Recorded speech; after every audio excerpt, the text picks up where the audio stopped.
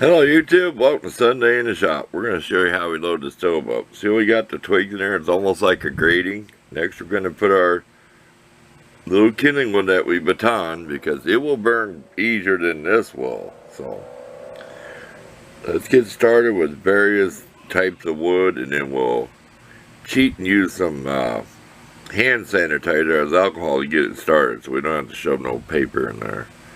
So here we go. Okay, we're using a flashlight just to see what it's like without it. So we got some of our bigger stuff there on top of the little wood that we baton, and it is super dry because it's from the center. Always remember that. You baton wood, even if it's been raining out, the middle of the wood's going to be drier than the outside, because bark does not burn very well, but we're going to find out. So this is an experiment. If this is a failure, I got excuses, see. We're going to put some big stuff towards the back. We are just about even. Well, not quite. There's a pipe in the back.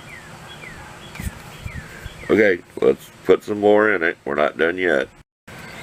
Okay, we got a couple big. Hey, we had couple big pieces there. Don't get hurt. Hey, we had a piece of charcoal that was up there in the stovepipe. I was looking at the camera up in there at the pipe. Probably can't get to it now. That piece of charcoal was up in there. So that would have impeded our exhaust flow. Okay, we'll squirt a bunch of starting stuff on here to cheat, and we'll get this thing lit up, and away we go. It's not too hot out today. It's probably 75 right now, so this is all just for you. I should have done it early in the morning with 65 degrees. But anyway, here we go. Oh, stop recording. Here we go, we're lit. Remember, that stuff has alcohol. See how it's blue, and a lot of it's invisible. Let's get the door shut and see what happens here. It's starting to burn pretty good, but all that smoke, there's clips there you'll see, that's from the bark. Bark will cause more smoke, just like leaves will. Look at that, right in front of your eyes. Look at this thing flare up. I cheated, I put a whole bunch in there. Let's get the door shut and get this thing burning. Now, that's a fire. We're going to shut this thing and go set down the chair and get away from the heat. Success. That baby's all roaring. It only took one little stick with some stuff on it, like a match, to light it. So you can call it like a one-match fire or whatever challenge. Let's clip of this. Here we go. It's burning smokeless. We're going up, we're going up, we're going up. Look. Smokeless, because we got rid of the nasty bark. We're finally burning the bark off of that. Let's go on to something else today. Okay, we're outside to show you our little tree. If you look at Sunday in the Shop like the last one in May or so, this wasn't a very big tree, but it's getting there. I'm assuming the tip is probably about 9 feet. We're going to take you over and show you the tree. I'm going to try to find a picture of it where we cut the branch off to process all the firewood in the firewood video we made. We got a squirrel right in the crotch of the tree. Let's sneak up on. Oh, he took off. Oh well. Yeah, here's the tree. You see it in other videos. And here's the branch I took off. And when I cut this, I cut about this far out, okay? Then I did my trimming here. See, it didn't pull no bark or nothing off. That's the proper way. That's how I was taught. It's pretty flush. There you go. That's where all that wood came from. I got a guy I'm trying to make a deal with that's got a pull saw to get him to cut this where it's not sprouting anymore. We might wait till fall. I really don't know. But there you go. We'll snap a picture of that. Okay, it's been a day or two, and it all becomes a blur. I know you know what I mean, when you do the same thing over and over every day. It's Friday before you'll see this video. This stuff like this I'd find like on garbage days where people throw out to the curb back in the old days, and now our little town has a dumpster. And it gets full in half a day, and you don't get your stuff done. That's when my garage is full of junk. I gave up on that day. People, one time they filled it full of a whole wooden shed they tore down on a Saturday. And the dumpster was supposed to be in there Friday and Saturday. Enough ran on that. But, yeah, you can't get rid of your junk. But some towns would have where they just put it to the curb. That could have been where this came from, like a bucket of... But you can do this, a bucket of junk or a box of stuff. This had a sticker that covered this right in here exactly, with all these warnings about this can cause whatever and blah blah harmful chemicals. So they probably made him put it on there so they put it over their old stock. But I'll have a couple of nice pictures of it. And it's still good. You can still use this. I took a little bit of dirt out of it. I cleaned out the lid. See, there's my camera. My Canon whatever. I can never tell you the name of it. And then you got your back. Made my home state here. I do not know where Mount Vernon is without looking it up. That's pretty nice. And here's an old, I was using this when I fixed my spoon. See the curve? When I was hammering out and doing all my tinsmithing on my spoon, this is what I was using. And I may keep this for stuff like that, but you see where I gouged it up and everything? I could stick a whatever in there, drill bit, whatever will fit, put it in your drill, do it on your own risk, use it as an improvised lathe, but I don't know, those gouges are so big that I've got plenty of them. So let's get rid of that. Here's something that ain't bad. Let me roll you down here. See how nice this is to have this? And they got rags to put there. Let's just roll the wagon down. We got a light over there.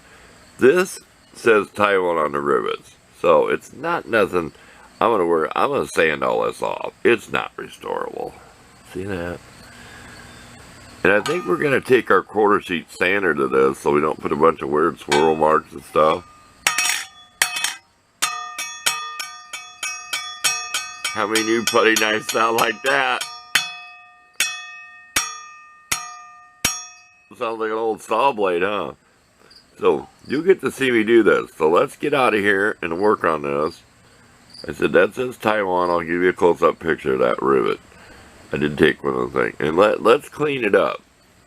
Let's clean this up for the rest of the video this week. What do you think? Should I? Maybe put some Watco and make that a darker brown. I don't like light-colored wood. When I was a kid, I had a wooden bed frame that was like, it was the ugliest thing I ever had in my life for furniture. We had a TV that wasn't too bad. It was a giant 25-inch black and white TV, too. I think I said it one other time. The top was so big, me and my brother had over 24 model cars on like a parking lot. You could cover it with a bath towel. You know how big them are. So, you could cover the top with a bath towel. It didn't hang over them. And that was our parking lot for our model cars. Back in the old days of black and white television. Anyway, the flies are starting to attack me. I'm trying to bait them with some lemonade in a little tin thing away from me, or anything to keep away from me. And I need to get some spray and just fog this place every morning. So, off to work, quit talking, let's get these done, and then the video will be done for the week. Can you hear that bird over the fan?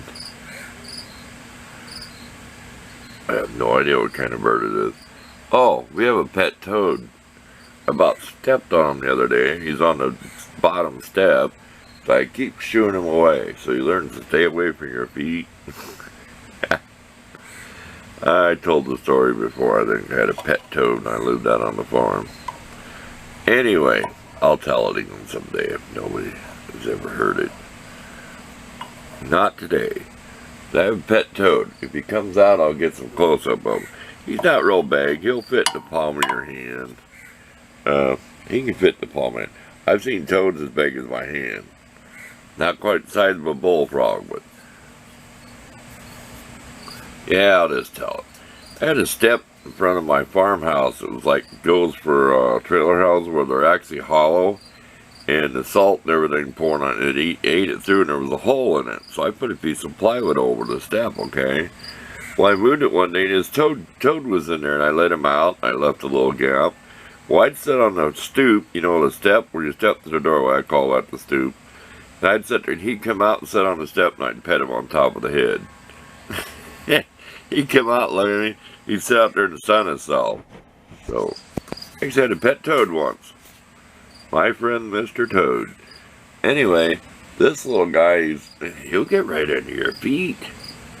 You'll be doing something there, he goes like, get away, you're getting stepped on. But they eat bugs, and there's a cricket in here. He'll go around all swat flies, dead flies, and I've seen him. He'll go around, and I know he's eating them dead flies. I know he is. I know he's going to go around and eat them things if they're fresh.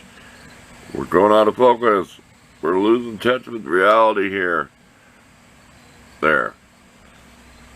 That's kind of nasty. We're going to try to stay in a straight line. This has all been rounded over. It actually looks, it is so smooth. There's nothing gross in it grabbing hold of a tool like this. And it's sharp up in here. Sharp corners, sharp edges, and back in here in the palm of your hand, you start working, and it's all nasty. See how that's all smoothed around everywhere? It's just so smooth, and I think this is maple. If you look at the grain, I think you might agree. See that? But then again, I don't think it is. You know, hickory has that kind of look, and so does ash. You guess what it is.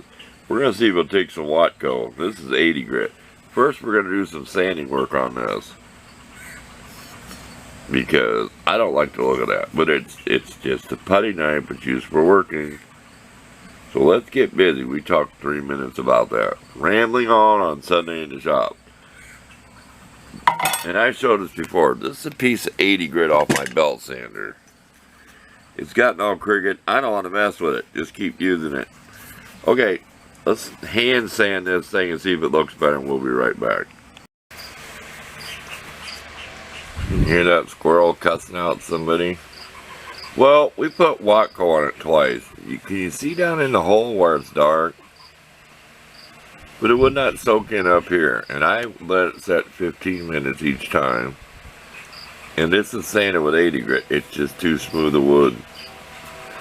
I've noticed that about the stuff. I tried sanding in a straight line with 80 grit. Because your sander puts little swirl marks. But it's a putty knife. You know I'll probably grab it and use it to put Bondo on someday. Why does this? You better believe I will. Working tool. There you go.